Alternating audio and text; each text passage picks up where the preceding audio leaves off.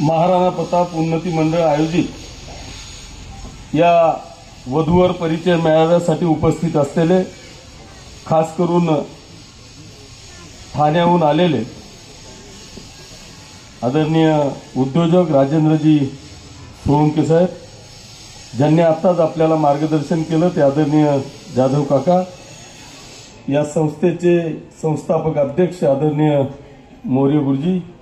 Sir, मंचावर बऱ्याच जणांचं बोलणं बंद केलं, त्याच्यामुळे शॉर्टमध्ये आदरणीय नारायण काका, आदरणीय सज्जनसिंग पवार सर, या संस्थेचे अध्यक्ष आदरणीय जयदीपजी, सर्व सन्माननीय व्यासपीठ, समोर उपस्थित असलेले संपूर्ण राज्यातून आलेले सर्व मान्यवर, वधूवर परिचय मेळाव्यासाठी आलेले सर्व तरुण तरुणी, त्यांचे पालक, बंधू भगिनी आणि मित्रांनो,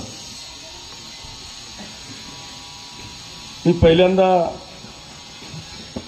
या संस्थेचे अध्यक्ष आणि त्यांच्या सर्व सन्माननीय सदस्यांचे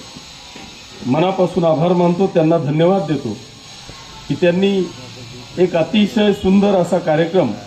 की ज्याची आज खऱ्या अर्थाने या समाजाला गरज आहे, त्या समाजाची गरज ओळखून आज हा वधूवर परिचय मेळावा या ठिकाणी घेतला आणि मला वाटतं तब्बल 350 पेक्षा जास्त वधूवरांनी या ठिकाणी रजिस्ट्रेशन करून घेतलं, त्याबद्दल मी या उन्नती मंडळाचे मी मनापासून आभार मानतो आणि त्यांना धन्यवाद देतो। बांधवांना, आज 350 रजिस्ट्रेशन फी घेतली, परंतु उन्नती मंडळाचं कौतुक याच्यासाठी करतो की त्यांनी 1 रुपया सुद्धा शुल्क न लावता प्रत्येकाला फ्री ऑफ कास्ट या ठिकाणी ऍडमिशन दिली, रजिस्ट्रेशन करून घेतलं आणि एक चांगल्या पद्धतीची सुविधा या ठिकाणी निर्माण करून दिली। प्रश्न अनेक आहेत, बोलायचंही खूप आहे, परंतु आता इथे ज्या आलेले आहेत त्यांची मानसिकता आमचं बोलणं ऐकण्यापेक्षा त्यांचा परिचय करून घेण्याची आहे। पण आज मी खऱ्या अर्थाने इथं आलेल्या सर्व वधूवर परिचय मेळाव्यासाठी आलेल्या सर्व तरुण तरुणींना मी त्यांना मनापासून धन्यवाद देईल, त्यांचे मनापासून आभार मानेल की त्यांनी किमान आजच्या या युगामध्ये जी काही परिस्थिती किंवा जी धास्ती आज या सगळ्यांनी मनामध्ये घेतली आहे की इतके घटस्फोट झाले, पण त्याही पेक्षा मी मनापासून शुभेच्छा या तरुण तरुणींना देईल की आजच्या ह्या युगामध्ये ह्या तरुणांनी निदान त्यांच्या पालकांना वधूवर परिचय मेळाव्यामध्ये येऊन रजिस्ट्रेशन करण्याचा योग आणून दिला, हे खऱ्या अर्थाने या तरुणांचं आज मनापासून अभिनंदन केलं पाहिजे। नाही तर आम्ही जी काय परिस्थिती पाहतो राजकारणामध्ये, त्याच्यामुळे दररोज उठून हेच सगळे आम्हाला पाहायला मिळतं। माझी अशी मुलगी होती, ती याच्यासोबत निघून गेली, आणि जेव्हा त्याची परिस्थिती आम्ही पाहतो,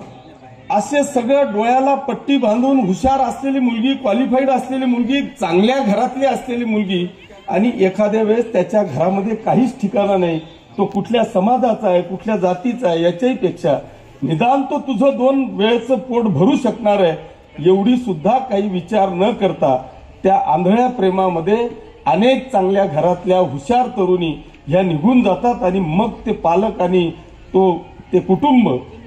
हे तर पश्चाताप करतच, पण ती मुलगी शेवटी आयुष्यभर इतका पश्चाताप करते, आणि हे असे प्रकरण आम्ही रोज हाताळतो। आणि म्हणून पहिल्यांदा या सर्व 350 प्लस या तरुण तरुणींचे मी मनापासून अभिनंदन करेल की तुम्ही इतके क्वालिफाईड असताना, तुम्हाला इतक्या चांगल्या पद्धतीचे पॅकेज असताना आपण आज ह्या वधूवर परिचय मेळाव्या समाजाचं खऱ्या अर्थाने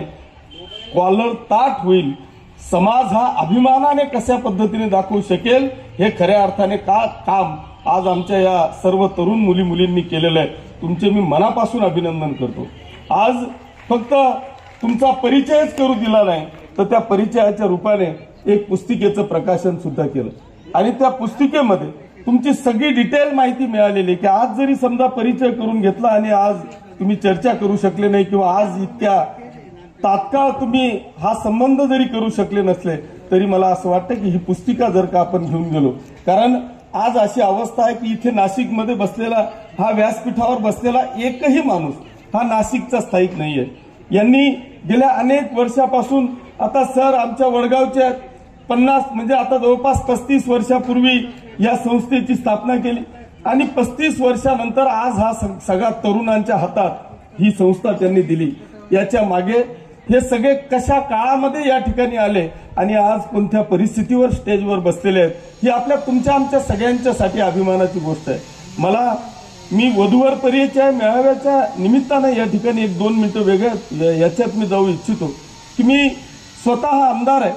माझे काका आमदार होते, ते उद्योजक होते, पण मी व्यवसायाला सुरुवात करत असताना जेव्हा मी आज एक नवीन फॅक्टरी टाकली, जवळपास 35 करोड रुपयाची इन्व्हेस्टमेंट त्या फॅक्टरीमध्ये, परंतु मी वर्षभर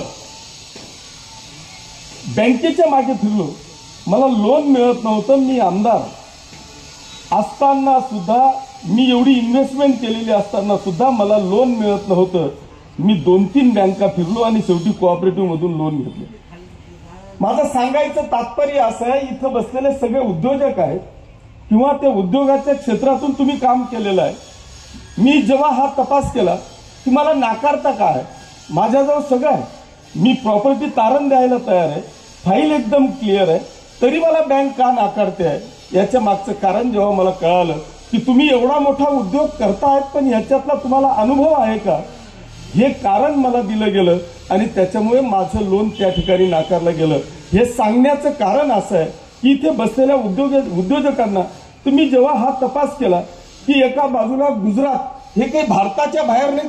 ते भारतात आहे, भारतात असलेलं राज्य आहे, त्यांच्या मागे बँका फिरतात आणि आम्हाला बँकांच्या मागे पळावं लागतं. याच्यातलं एक कारण मी शोधलं की तुम्हाला अनुभव आहे का, तर गुजरात काय करतं. मी उद्योजक म्हणून आपल्याला ही एक विनंती करतोय की उद्योजक काय करतं की त्याच्या घरातला किंवा त्याच्या नातेवाईकातला किंवा मित्राचा मुलगा जर तो MBA करत असेल तर तो MBA कंप्लीट व्हायच्या आधी तो 10% त्याच्या कंपनीमध्ये शेअर्स त्याचे असतात. जेव्हा तो MBA होऊन बाहेर येतो तोपर्यंत तो तिथं त्याच्यावर अनुभव पाहिले जातात आणि तो बाहेर आल्याबरोबर बँक त्याला कुठल्याही परिस्थितीत कर्ज देतं. माझी विनंती इथं बसलेल्या सगळ्या उद्योजकांना आहे की हा जो काही तरुण आहे की ज्याला आज नोकरी नाही आहे पण त्याची उद्योग करायची इच्छा आहे, आम्ही करोडो रुपयाचं लोन देण्यासाठी बँका तयार आहेत, पण काही नॉर्म्स मध्ये आम्ही बसत नाही, तर ते नॉर्म्स आपल्याला बसून देण्याकरता हा जो काही समाजाचा तरुण आहे की तो बेरोजगार आहे, त्याला फक्त नोकरी नाही म्हणून ही छोकरी चॉईस करत नाहीये, त्याच्याजवळ कुठला उद्योग नाहीये म्हणून ही छोकरी त्याच्या मागे जात नाहीये. जर का हा सगळा विषय आपल्याला संपवायचा असेल, नाशिक जिल्ह्यातले 10,000 घटस्फोट झाले, त्याच्यात आपलेही 200-500 असतील, असा हा सगळा वाद जर का संपुष्टात आणायचा असेल तर मला वाटतं अशी सुरुवात इथं बसलेले तुमच्या आमच्या सारखे सगळे उद्योजकांनी 1-2% त्याला फक्त लाईनीला लागेपर्यंत किंवा या समाजाने त्या तरुणाला आपल्याला पुढे नेण्याकरता आपल्याला काय करता येईल असाही एखादी जर का चिंतन बैठक सगळ्या करताच आपण घेतो. उठलो की कास्ट सर्टिफिकेट, जातीचं सर्टिफिकेट, महामंडळ, मेळावे, वधूवर परिचय मेळावा, हे सगळं आपण आपल्या परीने करतोच आहे, परंतु हे सगळं यशस्वी करण्याच्यासाठी आपल्याला आपण उद्योजक म्हणून आपल्या तरुणांना एकत्रित आणून त्याला कशा पद्धतीने मार्गदर्शन करता येईल आणि त्याला एका